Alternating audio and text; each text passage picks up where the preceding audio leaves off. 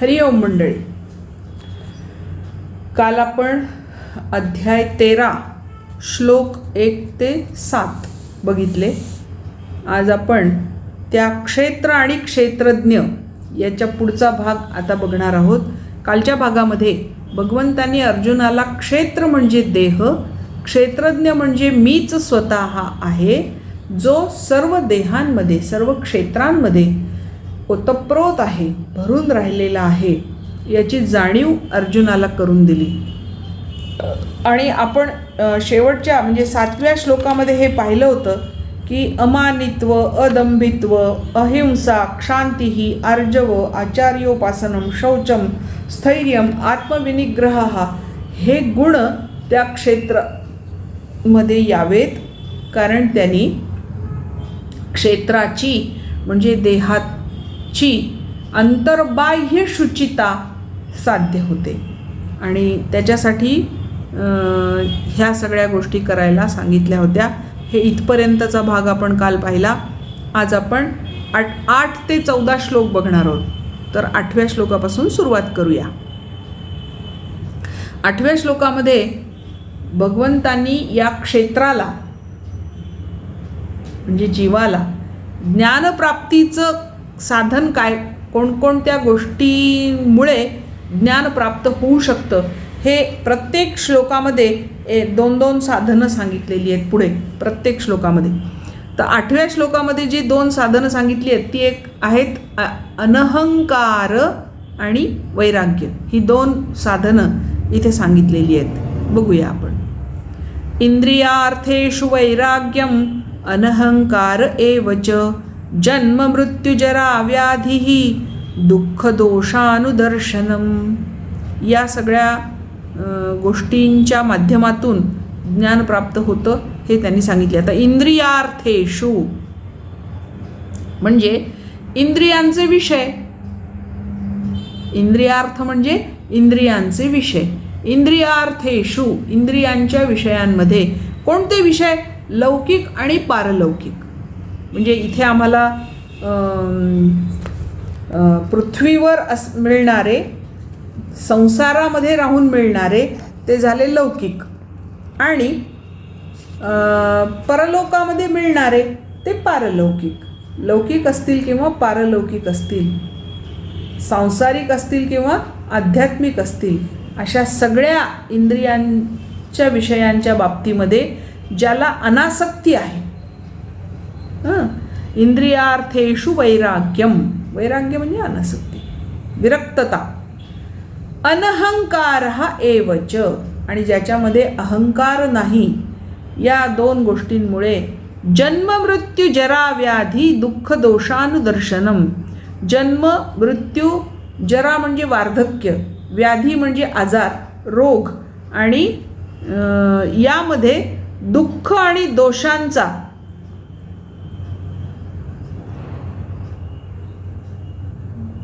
वारंवार येणारा विचार, याच्याबद्दलचं वैराग्य.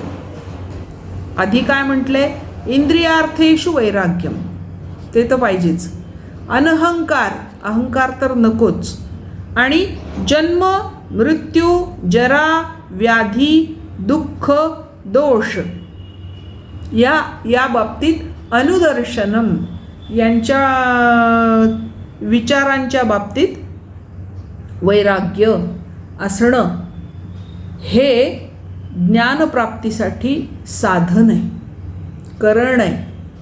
ज्ञानप्राप्तीचं करण पहिलं आहे इंद्रियार्थेषु वैराग्यम अनहंकार. आणखी वैराग्य कुठे कुठे?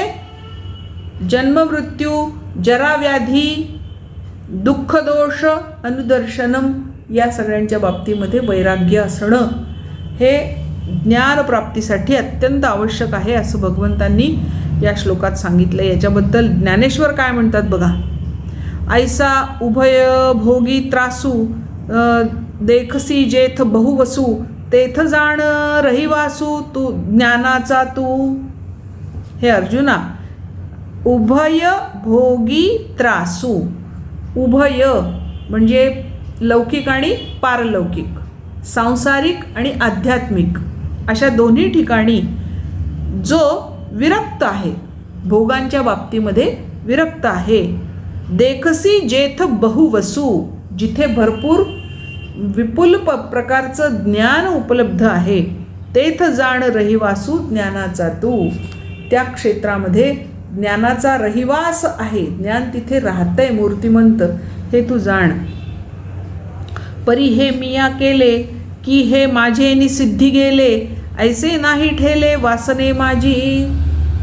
असा जो ज्ञानी असतो त्याच्या वासनेमध्ये हे मी केलं, हे माझ्यामुळे सिद्धीला गेलं म्हणजे पूर्ण झालं, अशी वासना त्याच्यामध्ये शिल्लकच राहत नाही. संबंधे विण जैसी अभ्रे असती आकाशी, देही कर्मे तैसी जयासी गा. अशा माणसाच्या बाबतीमध्ये, अशा क्षेत्राच्या बाबतीमध्ये संबंधे वीण जैसी अभ्रे असती आकाशी. आकाशामध्ये ढग असतात, पण त्या ढगांचा आकाशाचा काहीही अर्थार्थी संबंध नसतो. आपल्याला खगोलशास्त्रांनी आणि विज्ञानाने दोन्ही शास्त्रांनी दाखवून दिलेलं आहे की ढग आणि आकाश यांच्यामध्ये प्रचंड अंतर असतं. ढग आकाशाला टेकलेलेही नसतात, अधांतरीच असतात. त्याच्यामुळे या सगळ्या आभ्रांचा जसा आकाशाशी काही संबंध नसतो, तसा या ज्ञानी माणसाच्या देहामध्ये देही कर्मे तैसी, या ज्ञानी माणसाच्या देहामध्ये कर्म तशी राहतात. त्या कर्मांचा त्या ज्ञानी माणसाशी अर्थार्थी संबंध नसतो. ती कर्म होत राहतात आणि तो माणूस पण त्याचं चिंतन मनन चालू ठेवतो. आणि जन्म मृत्यू दुःखे व्याधी वार्धक्य कलुषे, तिये अंगान येता देखे दुरुनी जो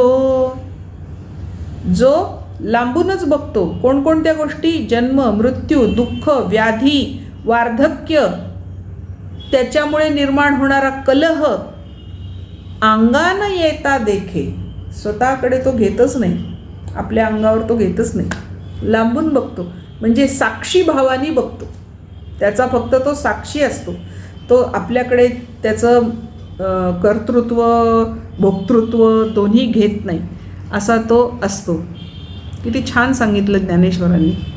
उभय भोगी त्रासू देखिसे जेथ बहुवसू, तेथ जाण रहिवासू ज्ञानाचा. आणि तो ज्ञानी कसा, परी मिया केले हे माझेनी सिद्धी गेले, ऐसे नाही ठेले वासने माझी. संबंधे विण जैसी, त्याला दृष्टांत दिला. ज्याप्रमाणे काही संबंध नसताना आकाशामध्ये ढग राहतात आणि विरून जातात, त्याप्रमाणे या माणसाच्या देही कर्म राहतात आणि विरून जातात. आणि मग तो जन्म मृत्यू दुःख व्याधी वार्धक्य ह्या सगळ्या गोष्टींना दुरून साक्षी भावानी बघतो. ते माझं नाही हे त्याला माहीत असतं. आता 9वा श्लोक. आसक्तिरनभिष्वंगः पुत्रदारगृहादिषु, नित्यंच समचित्तत्वम् इष्टानिष्टोपपत्तिषु.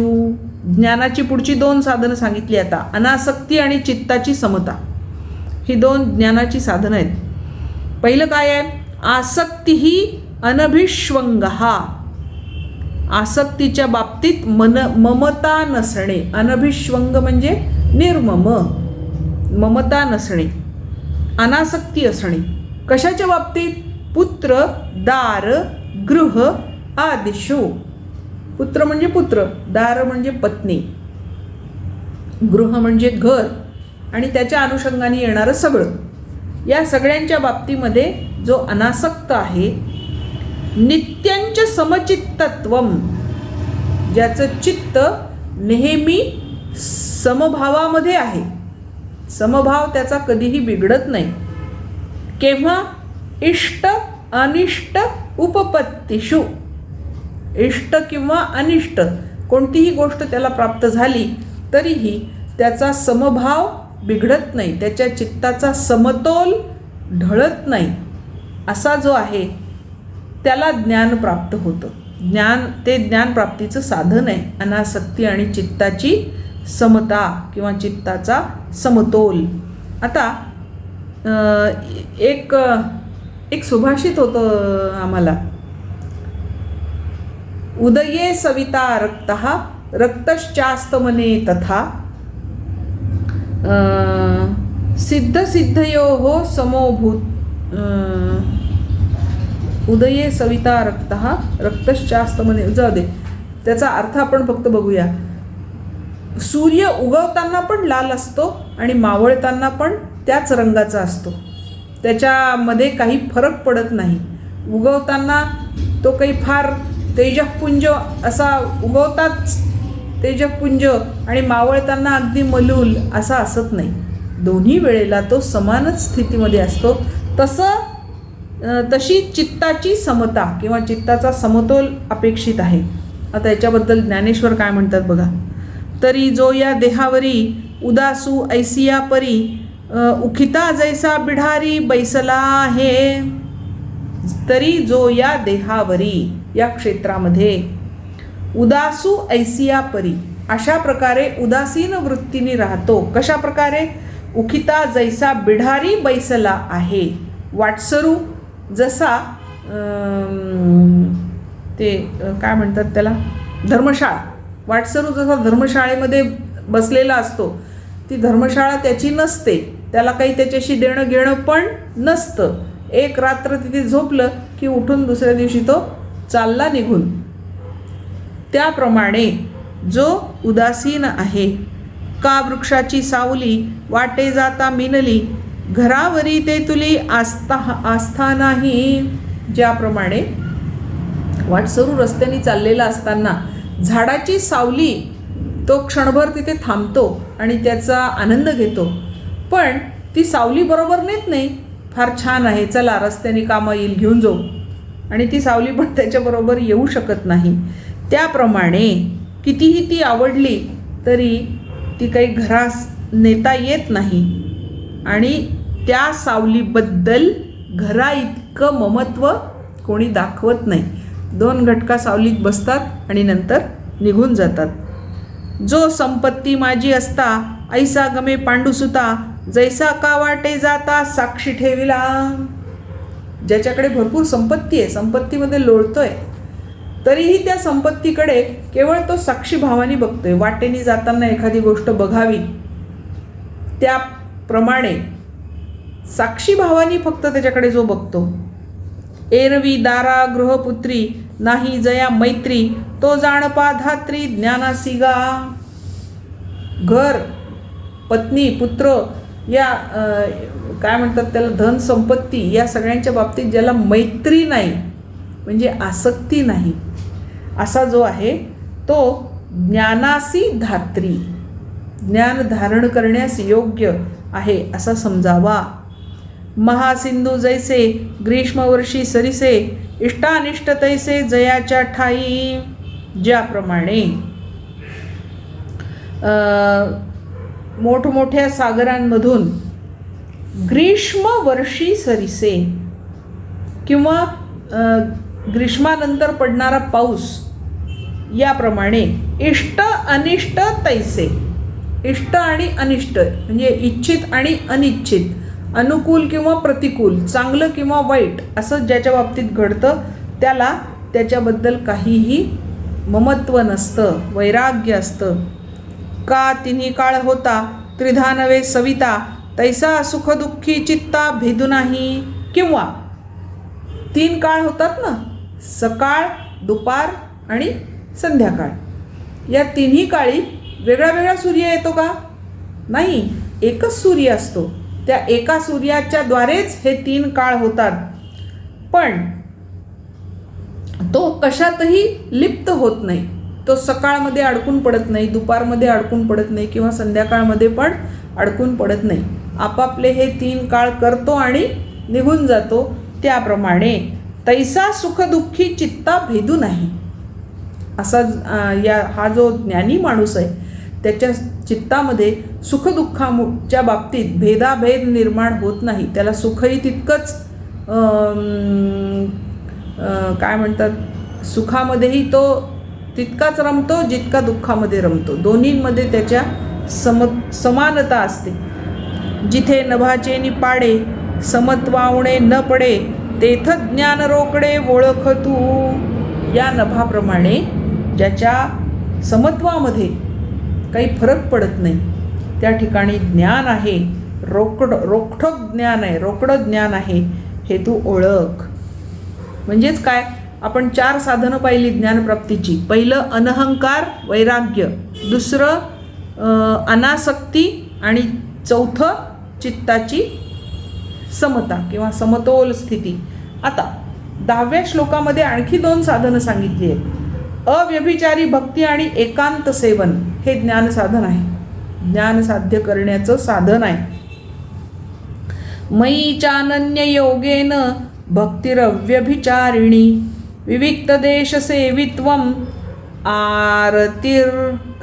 अरतिर्जनसंसदी. अरती ही जनसंसदी. जनसंसद म्हणजे लोकांचा समूह. मग कशा लोकांचा समूह? विषयासक्त लोकांचा समूह.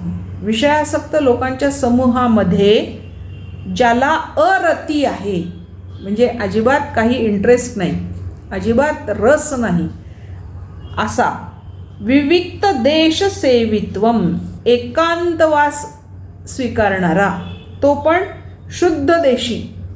शुद्ध देशी म्हणजे जिथे त्याला एकांतवासामध्ये कुठलाही अडथळा येणार नाही, अशा ठिकाणी तो एकांतवास करीत असेल. मयीच अनन्य योगेन भक्ती, आणि ज्याची माझ्यावर अनन्य भक्ती आहे, आणि ती सुद्धा कशी? अव्यभिचारिणी, एकनिष्ठ. एका ठिकाणाहून आपल्याकडे असे लोक आहेत, एक गुरु करतात, त्या गुरुनी जर आपलं चांगलं केलं नाही तर त्याला सोडून देतात, दुसरा गुरु करतात. ही झाली व्यभिचारी गुरुसेवा. एक नाही आवडलं की चालले दुसरीकडे, दुसरं नाही आवडलं की चालले तिसरीकडे. असं नाही. अव्यभिचारिणी भक्ती म्हणजेच एकनिष्ठ भक्ती आणि अनन्य भक्ती, अव्यभिचारी भक्ती असा जो करतो आणि जो एकांत सेवन करतो. कशासाठी? विषयी माणसांच्या समूहामध्ये, संमर्दामध्ये राहण्यानी एकांत साध्य होत नाही, म्हणून जो एकांतवासामध्ये राहतो त्याला ज्ञान प्राप्त होतं. आता याच्या संदर्भामध्ये विविक्त देश सेवित्वम याचा थोडासा अर्थ समजून घेऊ आपण. सर्व संसाराचे बीज असणारे शरीर हे सर्व संसाराचं बीज आहे. शरीरापासूनच हा संसार सुरू होतो. त्या शरीराशी संबंध, ममता, अभिमान असेल तर निर्जन वनात जाऊनही एकांत प्राप्ती होत नाही. मारे जंगलामध्ये जाऊन बसले, पण मग आता घरी काय चाललं असेल, पुरणाची पोळी केली असेल का, दिवाळीचे लाडू झाले असतील का, असे जर विचार मनात असतील तर भगवत प्राप्ती होणार नाही. म्हणून निर्जन वनात जायचं असेल तर साधकाच्या मनामध्ये हे शरीराच्या संबंधित गोष्टींविषयी ममता, अभिमान, आसक्ती असता कामा नये. मग काय पाहिजे?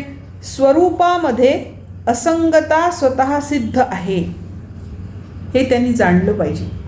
आपल्या स्वरूपामध्ये असंग म्हणजे कशाही गोष्टीची आसक्ती नसणे, संग नसणे, ही गोष्ट निसर्गतःच असते, स्वयंसिद्धच असते.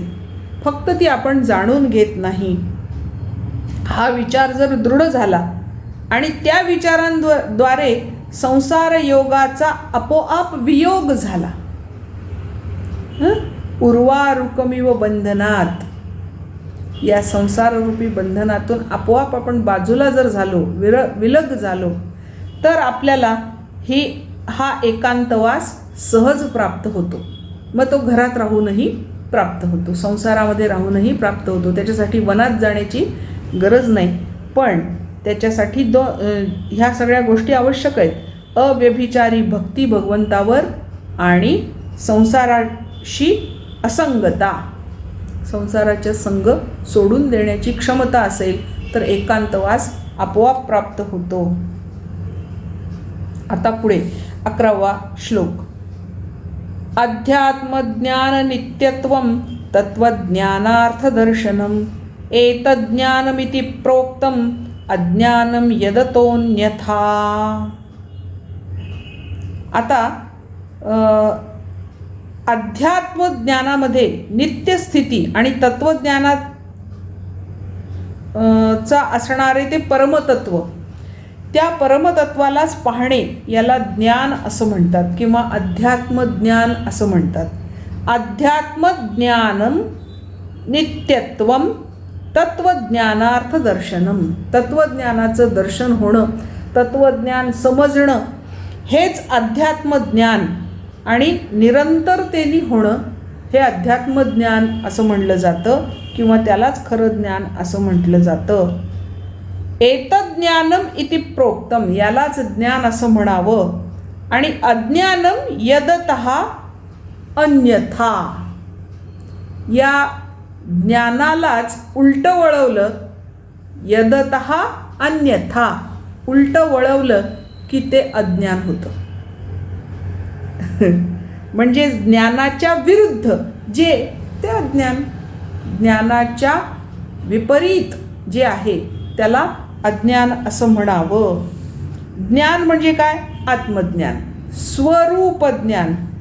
आत्मा आणि अनात्माची ज्यामुळे ओळख होते त्याला ज्ञान म्हणायचं. मग अज्ञान काय? तर त्याच्या विपरीत. मग त्याच्या विपरीत काय आहे? मान, दंभ, हिंसा आदी विकार म्हणजे अज्ञान. आदी विकार माणसाच्या चित्तात असणं म्हणजे अज्ञान. आता ज्ञानेश्वर काय म्हणतात बघूया. तरी परमात्मा ऐसे जे एकवस्तू असे, ते जया दिसे ज्ञानास्तव. परमात्मा ऐसे जे एकवस्तू असे, परमात्मा नावाची जी एकच वस्तू आहे. वासुदेव सर्वम, हे मागच्या अनेक अध्यायांमध्ये आपण आत्ता पाहत आलेलो आहे, त्याच्यामुळे ते लक्षात असायलाच पाहिजे. मग वासुदेव सर्वम असं ज्याला दिसतं त्याला ज्ञान प्राप्त झालं असं म्हणता येतं. जरी ज्ञानाचेनी प्रकाशे परतत्वी दिठी न पैसे, ते स्फूर्तीची असे अंध होऊनी. जरी ज्ञानाचेनी प्रकाशे, ज्ञानाच्या प्रकाशामध्ये परतत्वी दिठी न पैसे, परतत्वावर दृष्टी पडतच नसेल, परमतत्वाची ओळख पटतच नसेल, तर ते ज्ञानस्फूर्ती अंध होऊन ठेली. त्याची ज्ञानस्फूर्ती अंध आहे, म्हणजेच त्याला ज्ञान पुरेसं झालेलं नाही असं म्हणायला पाहिजे. एरवी ज्ञान जे पुढे झालिया, अज्ञान जाणवे धनंजया. जे ज्ञान नव्हे ते आपैसया अज्ञानची. एरवी ज्ञान जे पुढे झालिया, एरवी ज्ञान आपल्याला झाल्यानंतर अज्ञान जाणवे धनंजया, अज्ञानाची जाणीव होते धनंजया. जे ज्ञान नव्हे आपैसया अज्ञानाची, जे ज्ञान नाही, आत्मज्ञान झालं. मग आत्मज्ञान जे नाही, आत्मज्ञानामध्ये जे येत नाही ते अज्ञानच आहे. ते सगळं ज्ञानाच्या विरुद्ध आहे. एवं इये उपरती ज्ञानचिन्हे मागुती, अमानित्वादी प्रभृती वाखाणिली. एवं इये उपरती, अशी उपरती झाल्यानंतर ज्ञानचिन्हे मागुती, ज्ञानाची सगळी लक्षणं दिसल्यानंतर अमानित्व आदी प्रभृती, अमानित्व इत्यादी जे गुण आहेत ते वाखाणिली, त्यांची स्तुती होते. जे ज्ञानपदे 18 केलिया येरी मोहरा, अज्ञान या आकारा सहज येती. पूर्वी जी ज्ञानाची 18 लक्षणं सांगितली मागच्या अध्यायामध्ये, ती 18 लक्षणं जर लक्षात घेतली तर इया अज्ञान विभागा, पाठी देऊनी पैगा, ज्ञानविखी चांगा दृढा होईजे.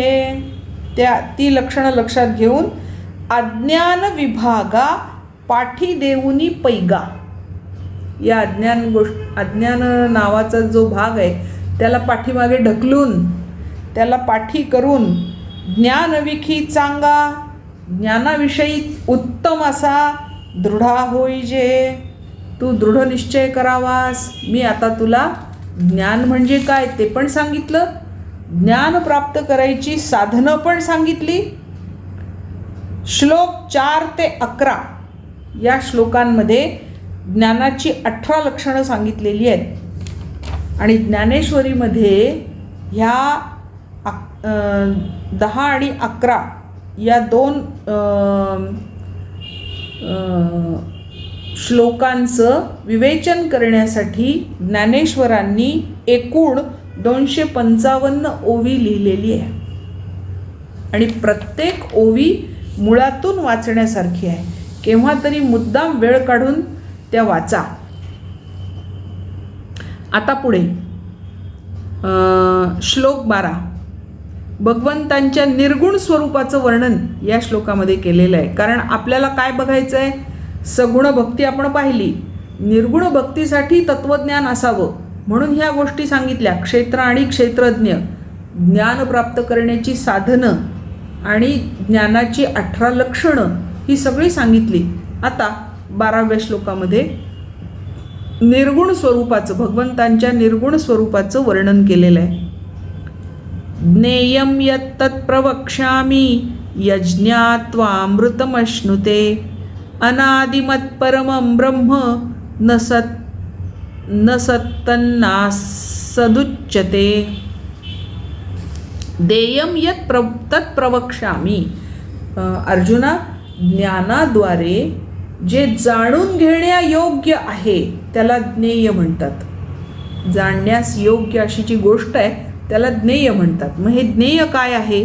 तत्प्रवक्ष्यामि, ते मी तुला उत्तम रीतीने सांगतो.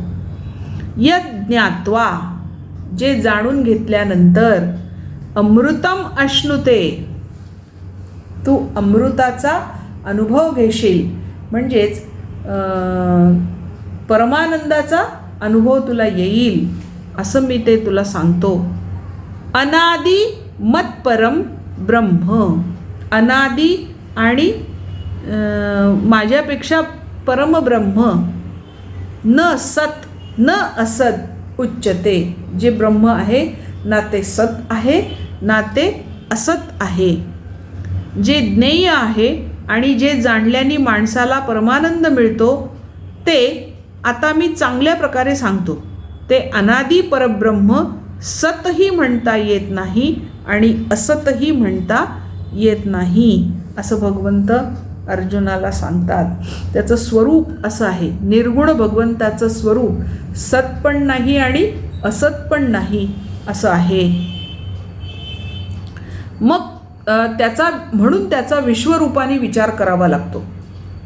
जी गोष्ट आम्हाला समोर दिसतही नाही आणि जी जाणवतही नाही, तर तिला पाहायचं कुठे, शोधायचं कुठे, तर तिचा विश्वरूपाने विचार करता येतो असं या 13व्या श्लोकात सांगितलेलं आहे.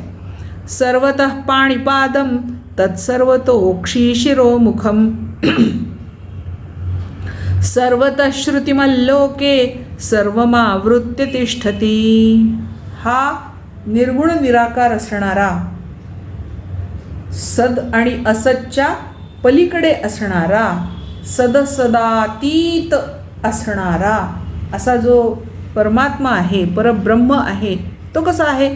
आपण 11व्या अध्यायामध्ये विश्वरूप दर्शनामध्ये हे पाहिलेलं आहे. सर्वतः पाणिपादम, सगळ्या बाजूंनी त्याला हातपाय आहेत. तत्सर्वतो अक्षी शिरो मुखम, त्याला सगळ्या बाजूंनी डोळे आणि शिर आणि मुख आहेत. सर्वतः श्रुतिमल्लोके, त्याला सगळ्या बाजूंनी कान आहेत. सर्वमावृत्य तिष्ठती, आणि या सगळ्यांना तो व्यापून उरतो, व्यापून शिल्लक उरतो असं तो विश्वरूप ज्ञेय आहे. ज्ञेयाचं स्वरूप असं विश्वरूप आहे. याच्याबद्दल आता ज्ञानेश्वर काय म्हणतात बघा. ते ज्ञेयगा ऐसे आदी जया नसे परब्रह्मा पैसे नाम जया. ते ज्ञेय आहे, ज्याला आदी नाही असं ते परब्रह्म आहे, त्याचं नाव आहे. जे नाही म्हणो जाईजे तव विश्वाकारे देखीजे, त्याला नाही म्हणावं तर विश्वाच्या रूपाने ते दिसतं. आणि विश्वची ऐसे म्हणजे तरी माया, ज्याला विश्व म्हणावं ते मिथ्या, माया आहे, मिथ्या आहे. रूपवर्ण व्यक्ती नाही दृश्यद्रष्टा स्थिती तरी कोणे कैसे आथी म्हणावे पा. जे नाही असंही म्हणता येत नाही आणि आहे असंही म्हणता येत नाही. म्हणून आथी नाथी हे बोली, जे देखोनी मुकी जाहली, विचाराची मोडली वाट जिथे. अर्जुना, त्याचं वर्णन करताना त्याला आहे असंही म्हणता येत नाही, नाही असंही म्हणता येत नाही, म्हणून वाणी मूक होते. आणि जिथे वाणी मूक होते तिथे विचाराची मोडली वाट. विचार सुद्धा त्या ठिकाणी खुंटले. वाणीच काम करत नाही, त्याच्यामुळे विचार तिथे काम करत नाही, असं ते स्वरूप आहे. मग पुढे 13व्या श्लोकाबद्दल ज्ञानेश्वर काय म्हणतात बघा. ते साचची जे एक, तेथके व्याप्य व्यापक, परी बोलावया नावेक करावे लागे. अरे, ती ब्रह्मवस्तू सत्य जे आहे, जगन मिथ्या आहे, मग ती सत्य वस्तू जी आहे ते ब्रह्म आहे. ते ब्रह्म कसं आहे? तिथे व्याप्य आणि व्यापक असा भेदभावच नाही. पण परी बोलावया नावेक करावे लागे, पण त्याला दाखवायचं आहे, निर्देश करायचा आहे, बोलवायचं आहे, हाक मारायची आहे, तर एक नाव तर ठेवावं लागेल त्याला. जरी ते निर्गुण निराकार असलं तरी त्याला काहीतरी नाव तर द्यावं लागेल. कशाप्रमाणे? त्याला उदाहरण दिले. पैशून्य जे दावावे जाहले, ते बिंदुले एक केले, तैसे अद्वैत बोले सांगावे, ते द्वैत की जे. आम्हाला शून्य दाखवायचं असेल तर एक टिंब काढावं लागेल की नाही? कमीत कमी बिंदुले एक बारीकसं टिंब काढावं लागतं, त्याच्याशिवाय हे शून्य हे कळत नाही. तैसे अद्वैत सांगावे बोले, ते द्वैत की जे. अद्वैताचं वर्णन करायचं आहे तर त्याला द्वैत दाखवावंच लागेल, त्याच्याशिवाय त्या अद्वैताची कल्पना येणार नाही. एरवी तरी पार्था गुरु शिष्या सत्पथा, आढळू पडे सर्वथा बोलू खुंटे. नाहीतर गुरु शिष्याच्या संप्रदायाला अनेक अडथळे येतील, ते द्वैतच नष्ट होऊन जाईल. तर मनोनिगा श्रुती द्वैत भावे अद्वैती, निरूपणाची वाहती वाट केली. म्हणून वेदांनी काय केलं? श्रुती म्हणजे वेद, द्वैत भावाने अद्वैत सांगण्याची वहिवाट करून ठेवली. ती वेदांनीच पाडली. कारण एखाद्याचं निर्गुण गोष्टीचं वर्णन करायचं तर त्याला काहीतरी सगुणाचा आधार घ्यावा लागतो, त्याच्याशिवाय त्याचं वर्णन करता येत नाही. म्हणून आता 14वा श्लोक. ज्ञेयाच्या सगुण निर्गुणाच्या रूपाने ऐक्याचे वर्णन. सगुण रूप आणि निर्गुण रूप दोन्ही एकच आहेत असं इथे वर्णन केलेलं आहे. सर्वेंद्रिय गुणाभासम सर्वेंद्रिय विवर्जितम, असक्तम सर्वभृच्चैव निर्गुणं गुणं भोक्तृच. सर्वेंद्रिय गुण आभासम, सगळ्या इंद्रियांच्या विषयांना जाणणारा. सर्वेंद्रिय विवर्जितम, मात्र सगळे इंद्रिय रहित असलेला. भगवंताचं स्वरूप सांगतायत. सगुण कसा आहे? सर्व इंद्रिय गुण आभासम, सगळ्या इंद्रियांच्या गुणांना जाणणारा तो सगुण. आणि सर्व इंद्रिय विवर्जित, सगळे इंद्रिय रहित असलेला तो निर्गुण. हा सगुण, हा निर्गुण. असक्तम सर्वभृच्चैव, कशातही आसक्त नसलेला पण सगळ्यांमध्ये व्याप्त असलेला, सगळ्यांचं भरणपोषण करणारा. आसक्ती रहित असून सुद्धा सगळ्यांचं धारण पोषण करणारा. आसक्ती रहित निर्गुण, सगळ्यांचं धारण पोषण करणारा सगुण.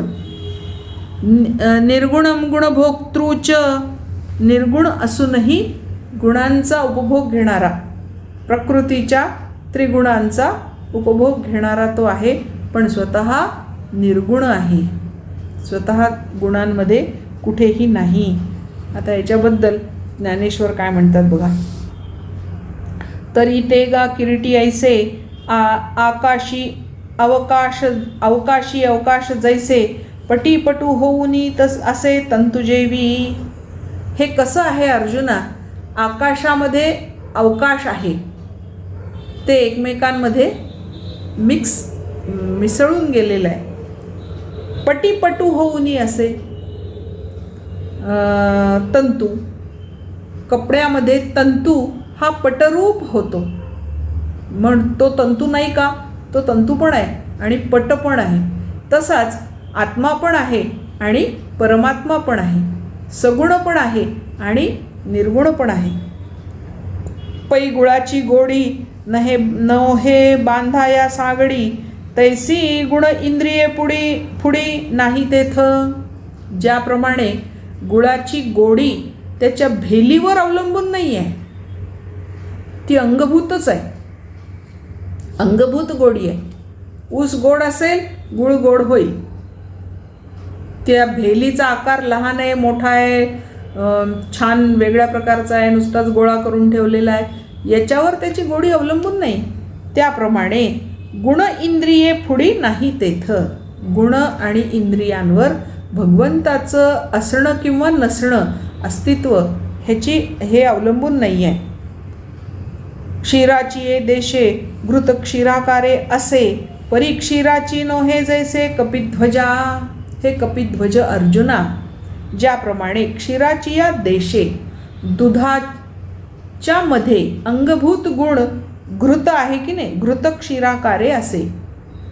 ते तूप दुधाच्या आकारातच आहे, पण तुपाला दूध म्हणता येत नाही. तसं हा आत्मा या क्षेत्रामध्ये देहामध्ये आहे, पण आत्म्याला देह म्हणता येत नाही.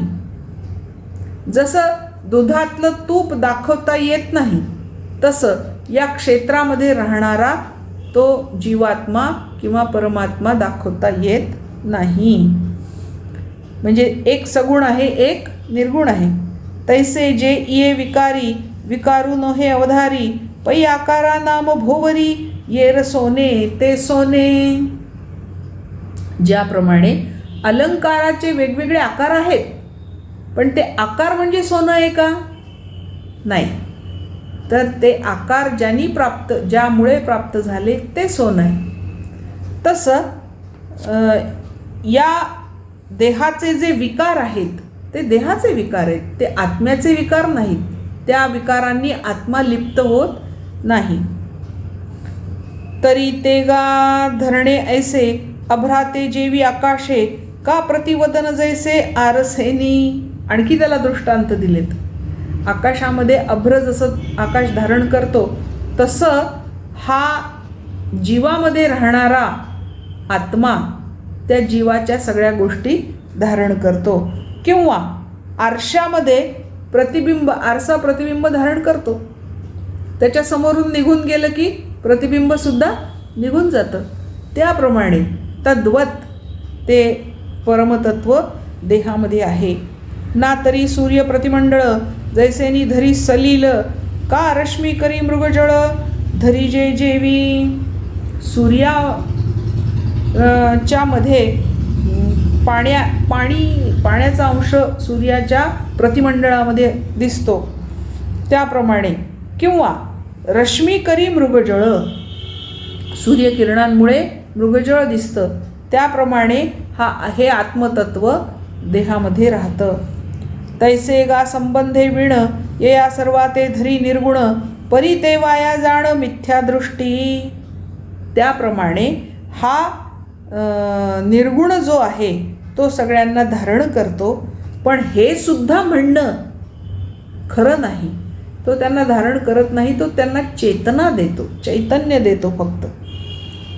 आणि यापरी निर्गुणे गुणा ते भोगणे, रंका राज्य करणे स्वप्नी जैसे.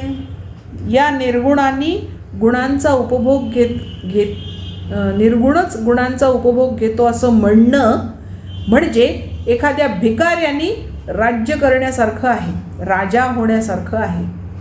त्यामुळे असं काही म्हणता येत नाही. त्याच्यामुळे अर्जुना, याबद्दलचा विचार आपण पुढच्या श्लोकांमध्ये बघणार आहोत. त्यामुळे आज आपण श्लोक 9 ते 14 8 ते 14 पाहिलेले आहेत. अध्याय 13 श्लोक 8 ते 14 तेवढे आज आपण म्हणणार आहोत आणि आज आपण इथे थांबणार आहोत. बाकीचा भाग उद्या. 8व्या श्लोकापासून सुरुवात करू म्हणायला. इंद्रियार्थेषु वैराग्यम अनहंकार एव च. इंद्रियार्थेषु वैराग्यम अनहंकार एव च. जन्म मृत्युजरा व्याधी जन्म मृत्युजरा व्याधी दुःखदोषानुदर्शनम दुःखदोषानुदर्शनम. असक्तिरनभिष्वङ्गः असक्तिरनभिष्वङ्गः पुत्रदारगृहादिषु पुत्रदारगृहादिषु. नित्यञ्च समचित्तत्वं नित्यञ्च समचित्तत्वम् इष्टानिष्टोपपत्तिषु इष्टानिष्टोपपत्तिषु. मयि चानन्ययोगेन मयि चानन्ययोगेन भक्तिरव्यभिचारिणी भक्तिरव्यभिचारिणी. विविक्तदेशसेवित्वं विविक्तदेशसेवित्वम् अरतिर्जनसंसदि अरतिर्जनसंसदि. अध्यात्मज्ञाननित्यत्वम् अध्यात्मज्ञाननित्यत्वं तत्त्वज्ञानार्थदर्शनम् तत्त्वज्ञानार्थदर्शनम्. एतज्ज्ञानमिति प्रोक्तम् एतज्ज्ञानमिति प्रोक्तम् अज्ञानं यदतोऽन्यथा अज्ञानं यदतोऽन्यथा. ज्ञेयं यत्तत्प्रवक्ष्यामि ज्ञेयं यत्तत्प्रवक्ष्यामि यज्ञात्वामृतमश्नुते यज्ञात्वामृतमश्नुते. अनादिमत्परं ब्रह्म अनादिमत्परं ब्रह्म न सत्तन्नासदुच्यते न सत्तन्नासदुच्यते. सर्वतः पाणिपादं तत् सर्वतः पाणिपादं तत् सर्वतोक्षिशिरोमुखं सर्वतोक्षिशिरोमुखं. सर्वतः श्रुतिमल्लोके सर्वतः श्रुतिमल्लोके सर्वमावृत्य तिष्ठति सर्वमावृत्य तिष्ठति. सर्वेन्द्रियगुणाभासं सर्वेन्द्रियगुणाभासं सर्वेन्द्रियविवर्जितं सर्वेन्द्रियविवर्जितम्. असक्तं सर्वभृच्चैव असक्तं सर्वभृच्चैव निर्गुणं गुणभोक्तृ च निर्गुणं गुणभोक्तृ च. हरिः ओम. थांबूया आपण इथे. बाकी भाग उद्या.